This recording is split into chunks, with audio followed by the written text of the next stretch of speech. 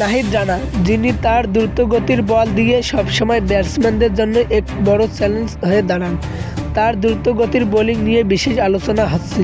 গতির দিক থেকে তিনি এবছরে মিচেল স্টার্ককেও ছাড়িয়ে গেছেন এবং বর্তমানে বিশ্বের দ্রুতগতির দ্বিতীয় বোলার তিনি। কিন্তু এমন একজন দ্রুতগতির বোলার যদি আইপিএলে জায়গা না পান, তবে তা হবে ক্রিকেট বিশ্বের জন্য দুর্ভাগ্যজনক। নাহিদ রানার বোলিংয়ে এক বিশেষ শক্তি। যখন তিনি বল করেন তখন তা এত দ্রুত ব্যাটসম্যানদের কাছে চলে আসে, যা অন্য বোলারদের থেকে অনেক বেশি ভয়ঙ্কর। তার বলের গতির সঙ্গে সঙ্গে লাইন লেন্থেরও দুর্দান্ত সামঞ্জস্য রয়েছে, যা তাকে আরও কার্যকরী করে তুলেছে। তার বাউন্সার ডেলিভারি যে কোনো ব্যাটসম্যানের জন্য বেশ চ্যালেঞ্জিং, কারণ তা অন্তত বিপজ্জনক হয়ে উঠতে পারে। তবে তার সঙ্গে নাহিদ রানার উন্নতি পরিসর বেশ প্রয়োজনীয়।